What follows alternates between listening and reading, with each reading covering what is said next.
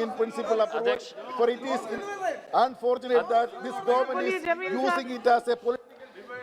अध्यक्ष महोदय, जिस तरह हम रेल बजट को बहुत महत्व देते हुए रेल बजट हम अलग दिन डिक्लेयर करते थे, मैं सरकार से ये अनुरोध करना चाहूँगा और सभी मेंबर्स से ये अनुरोध करना चाहूँगा कि इसके ऊपर आप सरकार को जोर दें कि अब कोविड के बाद या तो हम हेल्थ और एजुकेशन ये दोनों को मिलाकर इसका बजट सेपरेट दिन करें, क्योंकि अब देश के लिए ये बहुत ही गंभीर और चिंता का विषय बन गया है। अगर इतना नहीं कर सकते हैं तो मैं फाइनेंस मिनिस्टर से इतना अनुरोध करूंगा कि कम से कम एजुकेशन और हेल्थ को डिस्कस करने के लिए हम पार्लियामेंट का एक विशेष सत्र बुलाया जाए, क्योंकि कोरोना के अंदर जो नुकसान कोरोना से हुआ है, लोगों की मौत हुई है, उतना ही नुकसान बच्चों को एजुकेशन से दूर रखने के ताल्लुक से भी हुआ है।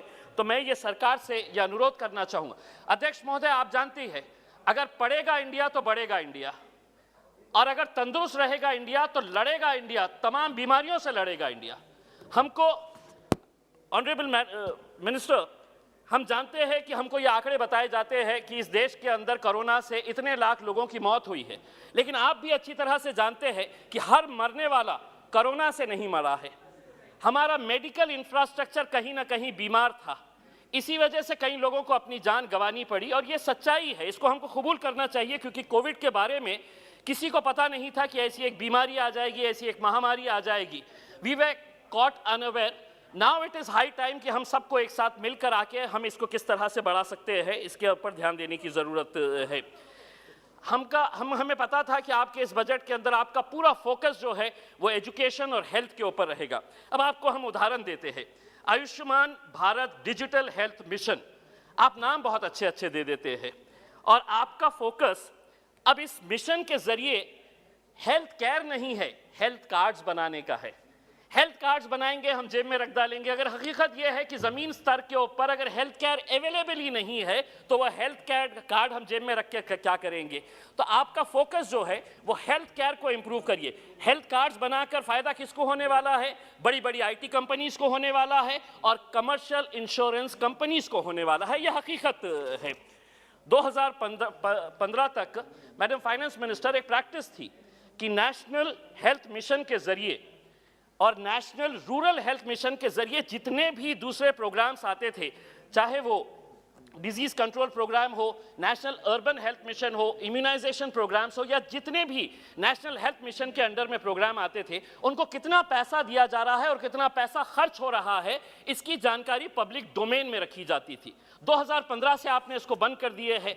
अब जब हमें यह पता करना है कि इम्यूनाइजेशन के ऊपर कितना पैसा आया है, कितना खर्च हुआ है, ये पब्लिक डोमेन के अंदर नहीं है, तो हम आपसे अनुरोध करेंगे दोबारा ये सिस्टम शुरू किया जाए। Madam Finance Minister, this is a question that everybody wants to ask.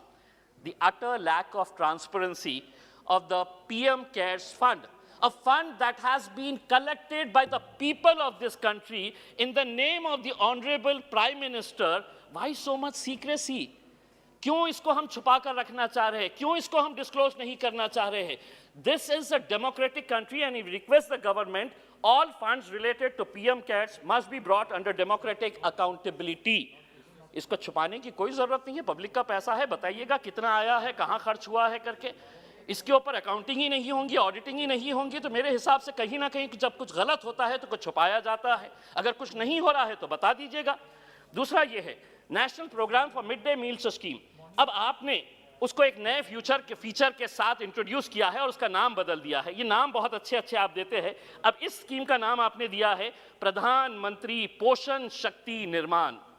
अब ऐसा नहीं है कि मिड डे मील स्कीम के अंदर खिचड़ी दी जा रही थी और इसके अंदर कुछ काजू बादाम देने वाले हैं करके। ऐसा नहीं है कि नाम बदलने से अब बच्चे सुपरमैन होने वाले हैं करके। जो खाना था वही खाना है। स्कीम बहुत अच्छी है मैडम, हम इसका स्वागत करते हैं कि तकरीबन 12 करोड़ बच्चे इसके अंदर शामिल हैं। इनको ये खाना मिलना चाहिए, लेकिन आपने 11,500 करोड़ रुपए यूनियन बजट 2021-22 के अंदर रखे थे इसके। उसको है तो आपने रिवाइज एस्टिमेट के अंदर 11.01% से कम कर दिए। नया नाम प्रधानमंत्री जी का आने के बाद भी आपने वही रिवाइज एस्टिमेट के हिसाब से वो पैसा रखा हुआ है। ये स्कीम जब अगर हम कह रहे हैं कि बहुत अच्छी है, तो ज़मीनी स्तर के ऊपर फाइनेंस मिनिस्टर मैडम, मैं आपसे रिक्वेस्ट करूंगा कि पूरे देश के जितने भी मिड डे मील स्कीम की आप इंक्वायरी करवाइए। जो नेता है उनका कोई ना कोई तो भतीजा वो चला रहा है, कोई भांजा चला रहा है, कोई रिश्तेदार चला रहा है। करोड़ों रुपए का घोटाला अगर उसके अंदर आपको नहीं मिला तो मैं आपको बताता हूं, मैं महाराष्ट्र से आता हूं, मुझे भी मालूम है कि इसके अंदर कैसे घोटाले किए जा रहे हैं। बच्चों के अनाज के ऊपर, बच्चों के राशन को खाया जा रहा है। मैडम थोड़ा सा, मैडम दूसरा ये है कि यूनाइटेड नेशन जनरल असेंबली ने बढ़ती हुई चाइल्ड लेबर की पॉलिसी को देखते हुए, चाइल्ड लेबर देश के अंदर बढ़ रहा है, तो 2021 के अंदर international year for elimination of child labour declare किया। आपने देश से चाइल्ड लेबर को खत्म करने के लिए इस बजट के अंदर कितना पैसा दिया? पूरे देश के लिए 30 करोड़ रुपए दिया है। कब कैसे खत्म होगा? दूसरा ये है एजुकेशन स्कीम फॉर मदरसास, ये आपने रिड्यूस कर दिया है 8% से 174 करोड़ रुपए से आप मदरसे के को 174 से 160 करोड़ रुपए लेकर गए हैं। हमने आपसे मैडम ये कहा था फाइनेंस मिनिस्टर मैडम, इसी सदन के अंदर खड़े रहकर, कि मुसलमानों को हज की जो सब्सिडी देते हैं वो बंद करिए। नहीं चाहिए, किसी भी धार्मिक काम के लिए सरकार के पैसों की जरूरत नहीं होनी चाहिए। आपने बंद कर दिया, हम आपका स्वागत करते हैं। लेकिन उसी वक्त हमने ये मांग की थी आपसे कि इन पैसों से आप मुस्लिम बच्चियों के लिए स्कूल्स खोले। आपने कितने स्कूल्स खोले मैडम? 2 मिनट से, कितने स्कूल्स खोले? आपने एक भी स्कूल नहीं खोला है। अगर खोला है तो बताइएगा कितने स्कूल्स खोले हैं। और अगर आप ये नहीं कर सकते हैं तो हम आपसे ये कहना चाहते हैं कि देश भर में वक्फ बोर्ड की जितनी जमीनें हैं उसकी जानकारी हमें दीजिए। वो जमीनें हमें वापस अगर आप कर देंगे तो हम आपको बताते हैं कि हमको सरकार के माइनॉरिटी बजट की जरूरत नहीं पड़ेगी, अगर आप सिर्फ वक्फ बोर्ड की जमीनें अगर हमको वापस कर दिए तो। मैडम 6 साल पहले आपने किसानों के ताल्लुक से ये कहा था कि हम फार्मर्स की इनकम हम बढ़ाने वाले हैं करके। ये पहली मर्तबा हुआ है कि आपने फार्मर्स इनकम डबल होंगे इसका जिक्र ही नहीं किया, क्योंकि ये आंकड़े बताते हैं कि 2015-16 के अंदर, और ये मेरे आंकड़े नहीं है, गवर्नमेंट ऑफ इंडिया के DFI रिपोर्ट के अंदर बताया गया था कि 2015-16 के अंदर इनकी इनकम महीना कितनी थी, तो 8,059 रुपीस थी। 2022 तक इनकी मंथली इनकम होनी चाहिए थी 21,164 रुपये, लेकिन अब एस्टिमेटेड इनकम जो किसानों की बताई जाती है, गवर्नमेंट आंकड़े बता रहे हैं, वो 12,955। इसीलिए बड़ा कन्वीनियंटली ये है कि भूल जाओ किसानों को डबल इनकम करने का ये है करके। मैडम सिर्फ आधा 30 सेकंड।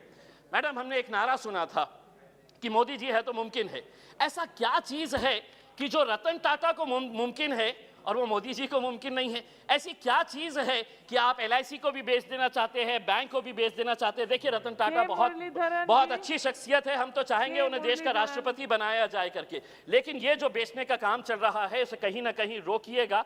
सरकार इतने सालों से चला रही, और आपको तो इस वजह से ये जिम्मेदारी है कि आप कहते हैं कि हमारे से हर चीज मुमकिन है, तो हम चाहेंगे कि आप इसके ऊपर गौर।